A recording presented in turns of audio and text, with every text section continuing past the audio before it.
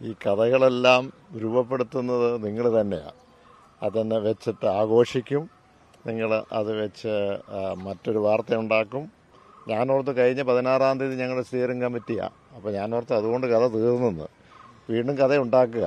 അപ്പം ഇവിടെ ഞാൻ വന്നത് പ്രധാനമായും പിതാവിൻ്റെ സ്ഥാനാരോപണവുമായി ബന്ധപ്പെട്ട് എനിക്ക് വരാൻ പറ്റിയില്ല. അതുകൊണ്ട് ഒരു സ്വകാര്യ വിസിറ്റ് എന്ന് മാത്രമേ ഉള്ളൂ. അല്ലാതെ അതിൻ്റെ അപ്പുറത്തൊന്നുമില്ല. സഭയ്ക്ക് ഒരുപാട് ആശങ്കകളുണ്ടല്ലോ, പ്രത്യേകിച്ച് J B Koshy commission report, വന്യജീവി ആക്രമണം, ഒപ്പം തന്നെ നിയമനം, ഇതൊക്കെയായിട്ട് ബന്ധപ്പെട്ട ആശങ്കകൾ അതൊക്കെ സംസാരിച്ചു. ഇല്ല, അതിനെപ്പറ്റിയല്ലോ. ഞാനൊരു സ്വകാര്യ വിസിറ്റിന് വേണ്ടി മാത്രം വന്നതേ ഉള്ളൂ. അദ്ദേഹത്തിനെ കാണാൻ പറ്റിയില്ല.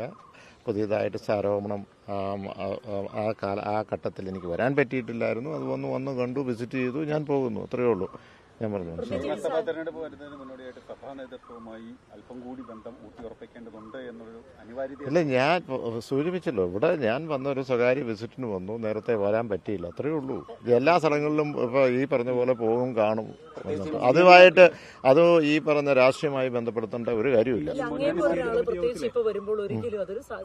അത് നിങ്ങൾ ഇല്ല, അത് മീഡിയയ്ക്ക് അത് തീർച്ചയായിട്ടും അത് അങ്ങനെ തോന്നും. പക്ഷെ ഞങ്ങൾക്ക് അങ്ങനെ തോന്നുന്നില്ല. ഞാൻ പറഞ്ഞല്ലോ, ഈ പറയുന്ന നമ്മുടെ ഈ കഥ രൂപപ്പെടുത്തുന്നത് മീഡിയയാണ്, അത് ആഘോഷിക്കുന്ന മീഡിയയാണ്. ഇതിനുശേഷം ഈ തെരഞ്ഞെടുപ്പ് വരുമ്പോൾ നിങ്ങളുടെ ഒരു പിന്തുണ എനിക്ക് ഉണ്ടാകണേ. ഇത് ഇവിടെ എത്തിയോ? അങ്ങനെ ഒരു വിമർശനവും ഉണ്ടായിട്ടില്ല. ഞാൻ പറഞ്ഞില്ല, ഈ കഥയെല്ലാം 16-ാം തീയതി തീർന്നെന്ന് ഓർത്ത്. അപ്പോൾ ഏതൊക്കെയാണ് വളരെ സന്തോഷമുണ്ട്. നിങ്ങളൊക്കെ കേരള കോൺഗ്രസിനെ വലിയ ശക്തിയുള്ള ഒരു പാർട്ടിയാക്കി നിങ്ങൾ മാറ്റി, അത് സന്തോഷമുണ്ട്. അത് മുന്നോട്ട് പൊക്കോട്ടെ, അതിന് കുഴപ്പമൊന്നുമില്ല.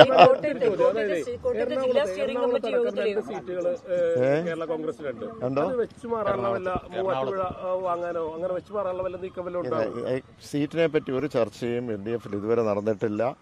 അതേതൊക്കെയാലും ഈ യാത്രയൊക്കെ കഴിഞ്ഞിട്ടേ ആ ചർച്ചയിലേക്ക് പോകൂ എന്നാണ് ഞാൻ കരുതുന്നത്. ആ യാത്രയിൽ ഞാൻ ഈ പറഞ്ഞ മധ്യ കേരള യാത്രയിൽ ഞാനായിരിക്കും അതിനകത്ത് ക്യാപ്റ്റനായിട്ട് അല്ലെങ്കിൽ അത് ലീഡ് ചെയ്ത് പോകുന്നത്. തീർച്ചയായിട്ടും നിങ്ങളുടെ എല്ലാവരുടെയും സഹകരണം വേണം, നിങ്ങൾ വരണം. ഇടയ്ക്ക് ചിലപ്പോൾ അത്യാവശ്യം ഉണ്ടെങ്കിൽ പാർലമെൻറ്റ് നടക്കുന്നതുകൊണ്ട് ഞാൻ ചിലപ്പോൾ പാർലമെൻറ്റിൽ പോയെന്നിരിക്കും 1-2 ദിവസത്തേക്ക്. അന്നേരം ഞാൻ മുങ്ങി നിന്നു എന്നൊന്നും നിങ്ങൾ പറഞ്ഞേക്കരുത്, ഞാൻ ഇപ്പം തന്നെ അങ്ങോട്ട് പറയാം. അപ്പോൾ പിന്നെ ബഡ്ജറ്റ് സെക്ഷന് ചിലപ്പോൾ ചില ആളുകളൊക്കെ MLA-മാരൊക്കെ ഒരിക്കലും പോയില്ലാത്ത നിയമസഭയിൽ ഇവിടെ കാണുമായിരിക്കും കേരളത്തിൽ. പക്ഷെ ഞാനങ്ങനെയല്ല. തീർച്ചയായിട്ടും നാടിൻ്റെ ആവശ്യത്തിന് നമുക്ക് പോകേണ്ടി വരുമ്പോൾ നമ്മൾ പോവും.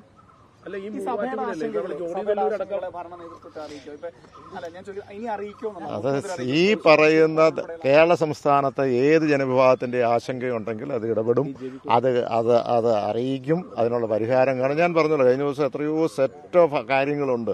ആ കാര്യങ്ങൾ മുഴുവൻ പറഞ്ഞില്ല, എത്രയോ കാര്യങ്ങൾ പറഞ്ഞാൽ തീരെയല്ലാത്ത കാര്യങ്ങൾ നമ്മൾ ഇടപെട്ടിട്ടുണ്ട്. ഇടപെടുക മാത്രമല്ലല്ലോ, അതിനൊരു പരിധി വരെ നമ്മൾ അതിന് പരിഹാരം കാണുവാനായിട്ട് കഴിഞ്ഞിട്ടുണ്ട്. നിങ്ങൾ ചോദ്യം ഒന്നും തീരെയല്ലോ. സഭാ നേതൃത്വവുമായി വലിയ ബന്ധം വെച്ച് പുലർത്തുന്നുണ്ട്. അതുകൊണ്ട് ജോസ് കെ മാണി ഇടതുമുന്നണി രംഗത്തിറക്കിയതാണോ എന്നൊരു സംശയമുണ്ട്. അല്ല, അത് നിങ്ങളുടെ സംശയം, അതിന് നിങ്ങളുടെ സംശയം. അങ്ങനെയൊന്നും സംശയമൊന്നും വേണ്ടെന്ന്. ആർക്ക് വേണമെങ്കിലും സഭയുടെ അടുത്ത് വരാം, ഏത് സമുദായത്തിൻ്റെ അടുത്തും നേതാക്കന്മാരുടെ അടുത്ത് പോകും. ഞാൻ എത്രയോ മറ്റ് സമുദായ നേതാക്കന്മാരുടെ അടുത്ത് ഞാൻ പോയിട്ടുണ്ട്. അതിനൊന്നും ഒരു പ്രശ്നമില്ല.